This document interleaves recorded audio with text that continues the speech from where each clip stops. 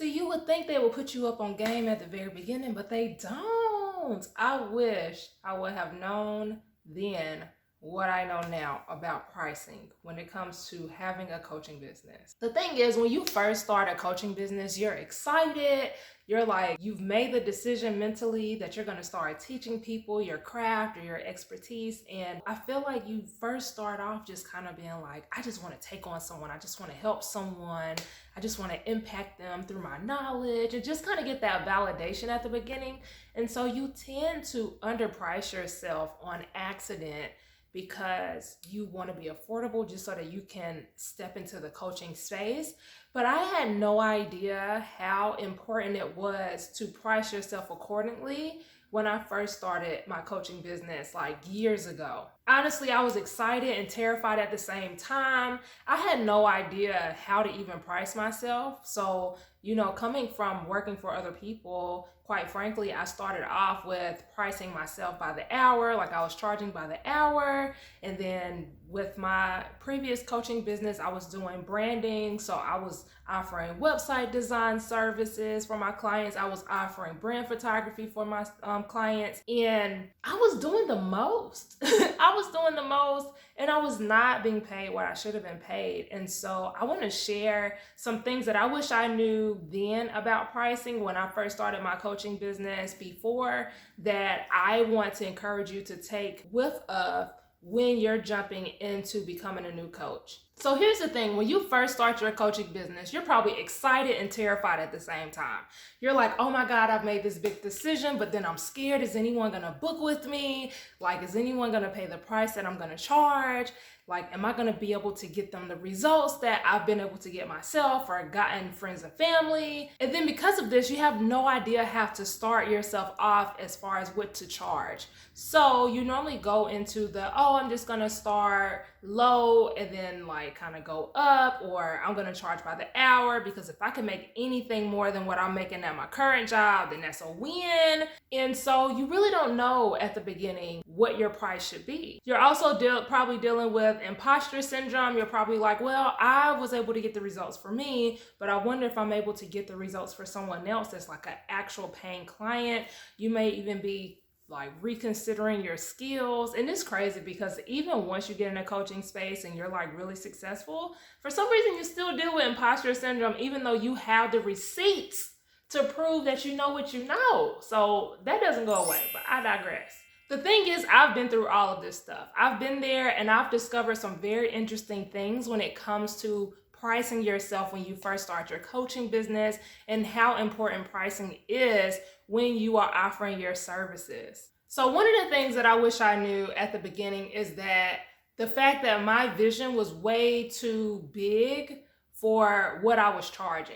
I had a vision for doing retreats. I wanted to have like a signature event that my clients got the opportunity to come to at the end of the year, every single year. I had a desired lifestyle that I was looking to pursue and experience for the sake of me and my family. Like, I had certain things that I wanted us to get the opportunity to experience. And I also wanted to give my clients a luxury experience. I wanted them to have a nice welcome box or a welcome packet that came with all these goodies, and just like I wanted their experience to be like elevated to a T. But you can't really do a lot of these things whenever you start off low ticket. And if you do try to do those things at the beginning, you normally run into the negative because the cost of your services doesn't cover the cost of expenses that's required in order for you to do these things. So when you figure out how much it costs to host a retreat, you'll really realize how important it is for you to charge the right price. And even like hosting events. Like, I started off doing like classes,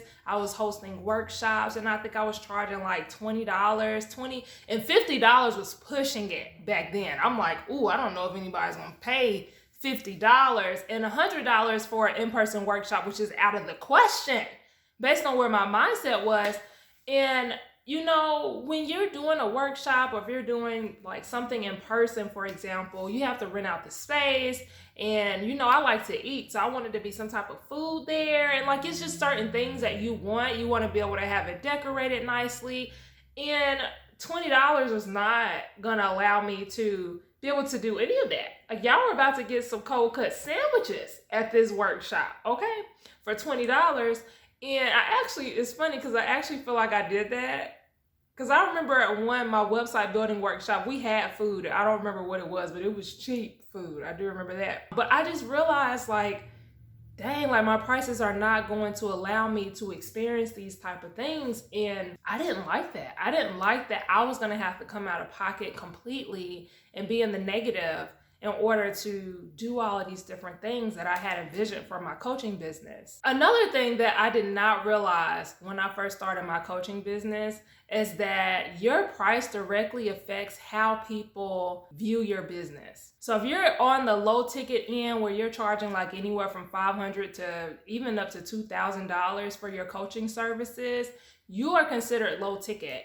And normally when you charge low ticket, you attract the wrong type of client, because normally this client needs like work. They need like mindset shifts to happen in order for them to even be mentally invested in getting the transformation that they're seeking. A lot of the times they're slow to make moves, so you have to like pull teeth to get them to even be interested in what it is that's going to help them get that transformation. Normally you can't offer a big result, because if you're charging $500, for example, it's probably for like a month.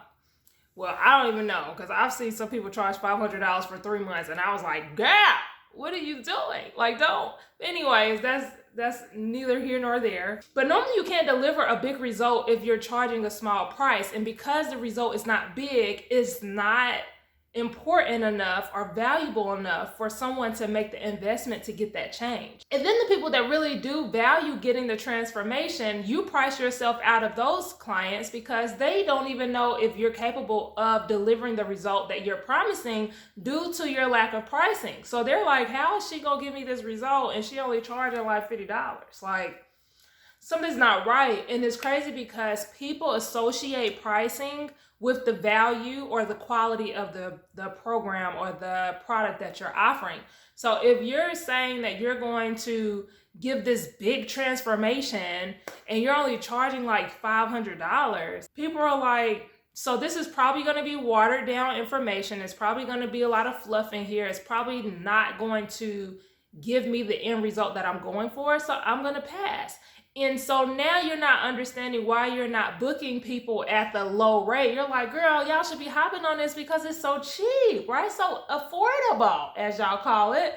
And really, they're not ready, the people that you're targeting. And then the people that are ready, they kind of doubt your capabilities because you're not priced at the price that they feel comfortable investing to get the change. If you're mid to premium price, and that's anywhere from $3,000 all the way up to like $5,000 and on up, then people automatically associate your program with results. They're like, okay, if I join this program, she delivers some type of results because she can come to play with these prices. They also automatically kind of associate that price point with it being worth the investment. So hopefully if you're charging that type of price at this point, you've had your mindset shifts and you understand why you need to be priced at that point. You've already gotten results for different people. You've gotten testimonials and things of that nature, which is going to let potential clients feel like it's worth the investment. If I make this investment into this coach, I'm going to get the return on investment because this person has results or they have testimonials or whatever. They have a proven model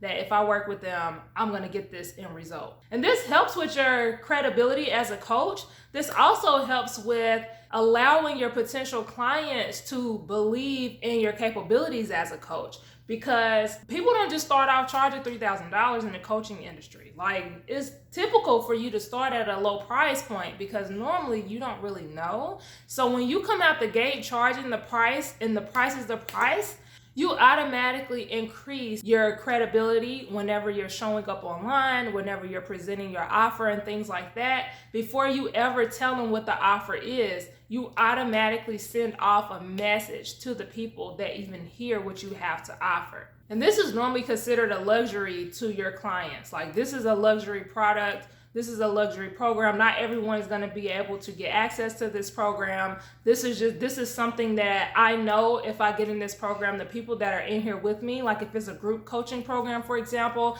I know that these people are here to do the work. And I had no idea that that's what my price point was saying about me.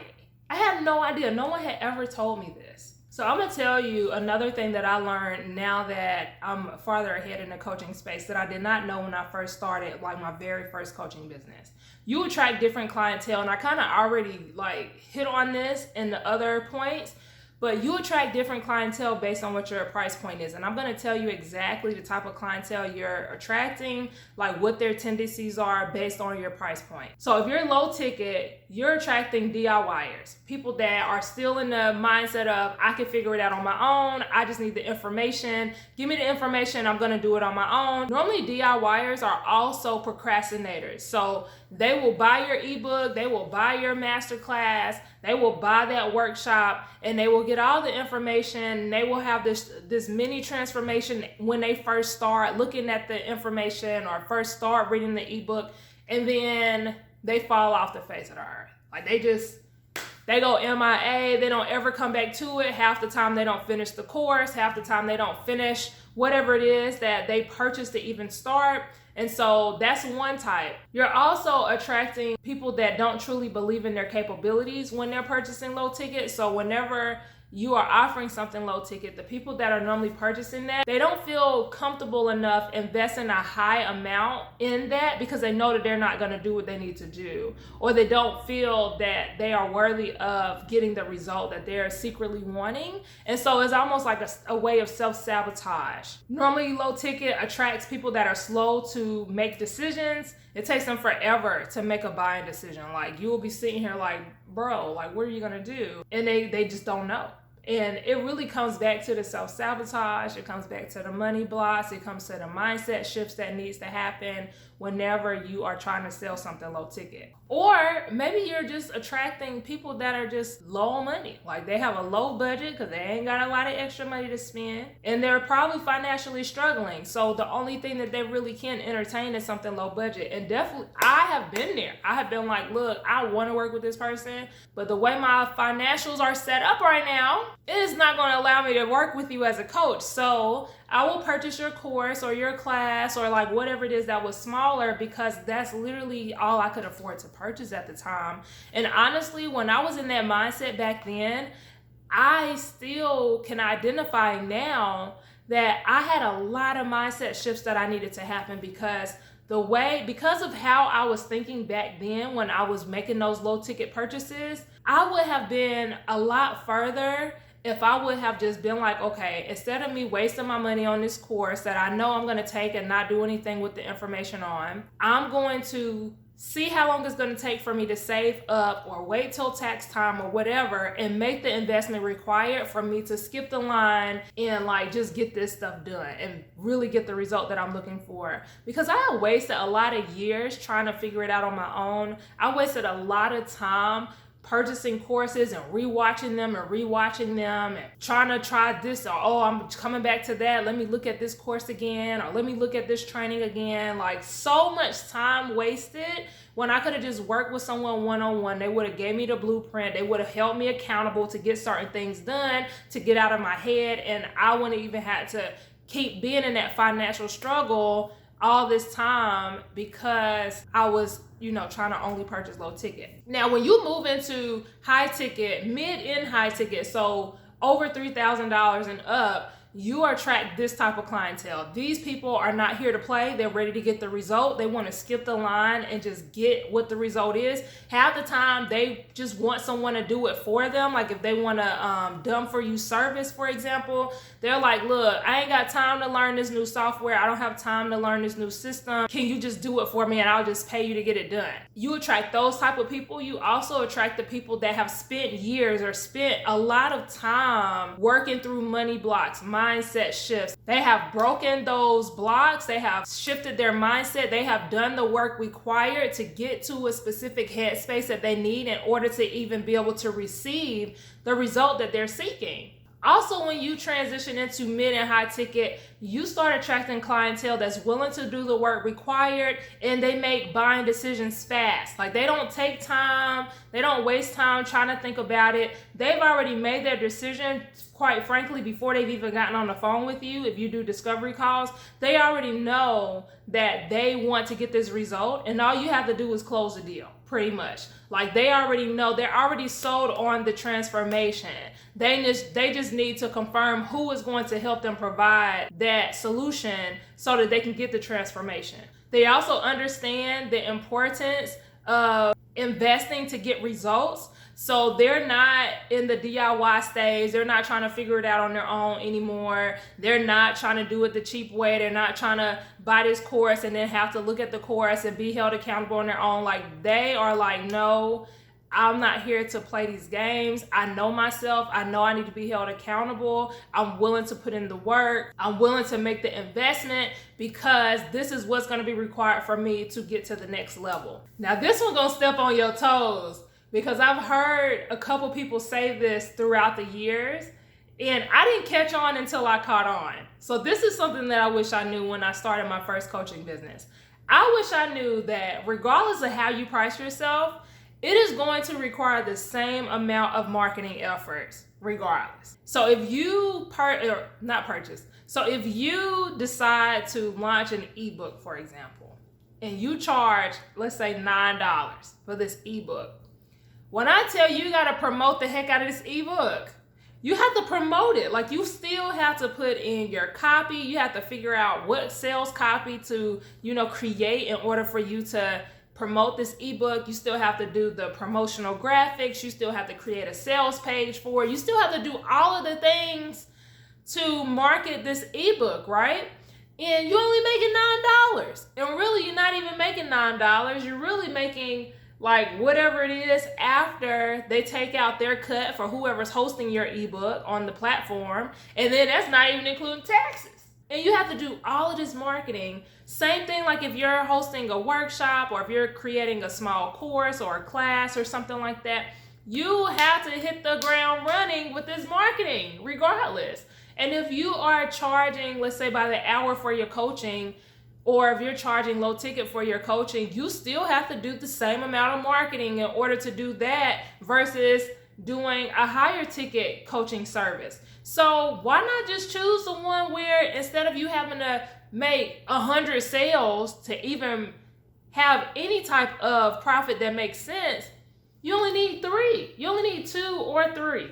And so that whole month, you could do as much marketing as you want, or you could do it even less because you don't have to convert as many people. So if you only need to convert 2 people a month, for example, let's say your coaching service is like $5,000 and you only need 2 people to hit your $10,000 goal. Okay, you can do that by going to 2 networking events, right? You can do that by going to a conference and just connecting with people that are interested in joining your program. Instead of having to go live all the time on Facebook or Instagram, you got to do these reels, you got to do your podcast. Like you have to do all of these marketing efforts. You got to run ads, and then you still don't know if these people are going to convert. So I'm just saying, like, I wish I would have realized this because I remember when I hosted my website building class, this was a long time ago, like 2014, 2015. The amount of marketing that I did to get that workshop sold out, it was ridiculous. Now, I'm not going to lie, I was proud because I got a room full of people that were interested in creating a website. But it took a lot of work. And when I tried to market my next workshop, I feel like I was so burnt out from marketing the last workshop that I did half the effort and I got barely any results. And I was just like, oh my God, like I really don't see me hitting the ground like how I did with this website building class because I was only charging like $20, like $20, $30.